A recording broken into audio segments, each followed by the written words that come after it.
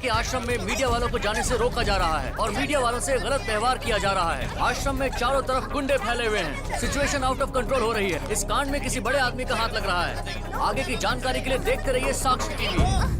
अरे स्वामी जी आ गए। स्वामी जी। चोर बाबा कृष्णानंद स्वामी जी के पीछे आपके अलावा और कौन कौन है? क्या ये सच है कि जनता को बेवकूफ बनाया गया है और उनसे पैसे हटे गए हैं? बाबा अपने आप को चोर क्यों बुलाते हैं? क्या इसके पीछे राजनीतिक दबाव है या कोई और वजह है? इस खुलासे के बाद बाबा विदेश भागने वाले हैं, ऐसा सुनने में आ रहा है। जनता को बताइए कि क्या आपकी मुलाकात बाबा से हुई है? आप सब जो भी प्रश्न कर रहे हैं उसके उत्तर हैं मेरे पास। अगर आपके पास उत्तर है तो जनता को बताइए कि सच क्या है। न सत्यो सदृश्यो गुरु वो, सच के समान कोई गुरु नहीं है। प्रश्न करना ही आवश्यक नहीं, उनके उत्तर जानना भी आवश्यक है। आइए, ये परीक्षा का समय है। भगवान श्री रामचंद्र जी ने भी सीता जी की परीक्षा ली थी। इसका अर्थ ये नहीं कि सीता जी ने कुछ अनर्थ किया था या श्री राम जी ने कोई पाप किया था। यदि हम श्री रामचंद्र जी के दृष्टिकोण से उसे समझने का प्रयास करें तो सारे भ्रम दूर हो जाएंगे। क्या है ये भ्रम, बताएंगे स्वामी जी? भगवान श्री कृष्ण बचपन में माखन चोरी किया करते थे, तो क्या हम उन्हें चोर कहते हैं? माखन चोर कह के प्यार जताते हैं। भगवान जो भी करते हैं परमार्थ के लिए करते हैं। हम लोग उसका गलत अर्थ लगाकर आलोचना करते हैं। सीता जी की परीक्षा रामचंद्र जी की महानता बताता है।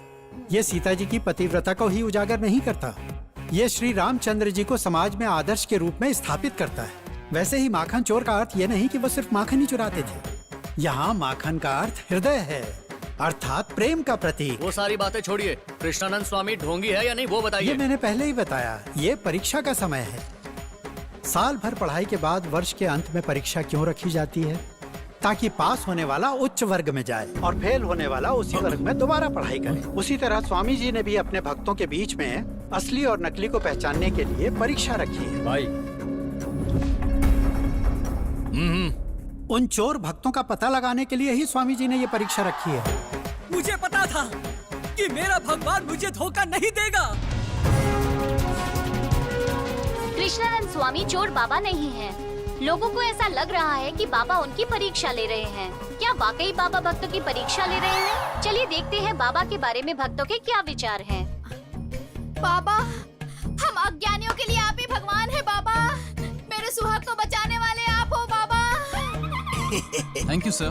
तुम्हारा promotion letter. Thank you very much sir. Congrats. Thank you brothers. Thank you sir. मुझे पता है तुम बहुत टैलेंटेड हो। समय समय पर भगवान सबकी परीक्षा लेते हैं, इस बार तुम्हारी थी। अगर तुम्हें कुछ बुरा लगा हो तो सॉरी बेटा। करें sir. Congratulations. Thank you very much sir. Swami ji की कुछ ड्रामा लग रहा है सर। वो बोलता चोर है लेकिन लोग मानते नहीं। मीडिया और पब्लिक का खूब टाइम पास हो रहा है। ऐसा लग रहा है ये पब्लिसिटी स्टंट है सर। मतलब भगवान के लिए मार्केटिंग टीम काम कर रही। जब वो कह रहा था कि वो चोर है तो उसकी आंखों की मासूमियत देखकर मैं खुद भी कंफ्यूज हो गया था। वो इतना बड़ा एक्टर है कि उसके सच और झूठ को हम में से कोई भी नहीं पकड़ सकता। एक काम कीजिए, वहां मौजूद लॉयर्स, पुलिस, पॉलिटिशियंस, उन लोगों की बायोडेटा और डिटेल्स मुझे चाहिए। Okay sir. हाँ, एक और बात, उस आश्रम को कौन संभाल रहा है और कब से संभाल रहा है, उसकी पूरी हिस्ट्री मुझे चाहिए। Okay sir.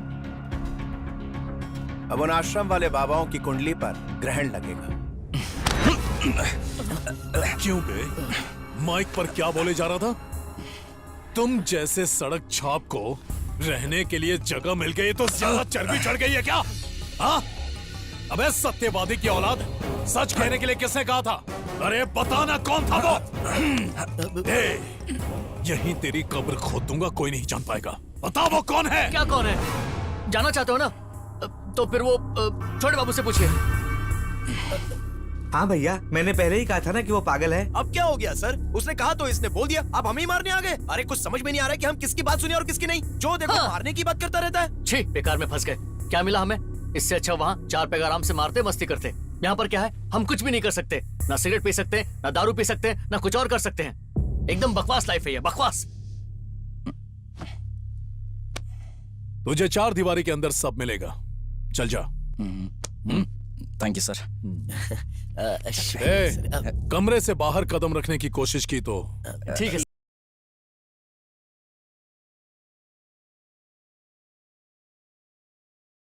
50 लाख रुपए, 50 लाख रुपए।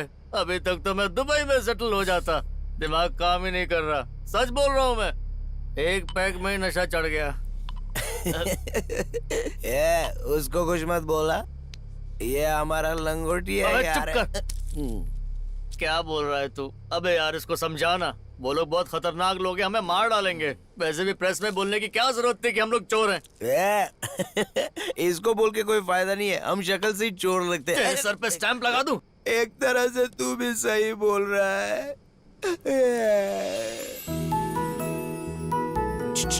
अबे अब क्या हुआ है? अबे उधर देख। आ गई तुम, मिल गया टाइम। आई भी तो इस टाइम पे आई हो। फूट गया इसका भांडा। देखो अच्छे से देख लो, मिल गई अब शांति तुमको। हो गए हम बर्बाद पूरी तरह से। अब तुमको हमसे और क्या चाहिए? उस दिन क्या कह रही थी कि तू हमको नहीं छोड़ेगी। अरे आना अभी मार, चल मार के दिखा, तू मार के तो दिखा। मार ना मार।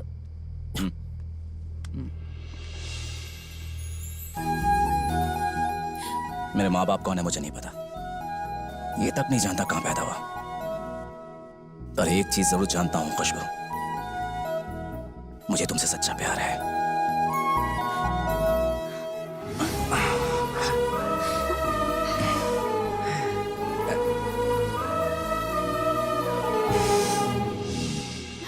भाई हमारे अच्छे दिन आ गए हैं, आप पक्का एमएलए बनेंगे। 30 रुपए हुए। हाँ 3000 लो ना, पैसे पेड़ पे उगते हैं ना। कभी 30 रुपए की सूरत देखी है? भैया भैया यहाँ अभी आ गई। यहाँ पर आ गई है। वो क्या बोलेगा, मुझे पता है ना आपके ठिकाने। उमा वो क्या है वाह, कि तुम्हारी पार्टी ऑफिस तो चमक रही है। ये पार्टी ऑफिस नहीं है। वो मुझे कुछ नहीं सुनना। शादी के वक्त कहा था पेट्रोल पंप है, जमीन है, दुकानें हैं, उसका क्या हुआ? उमा। इसके गले में 1 तोले की चेन भी नहीं है। हाथ जोड़ता हूँ, धीरे बोलो, स्वामी जी बैठे हैं। जो भी कहना धीरे बोलो।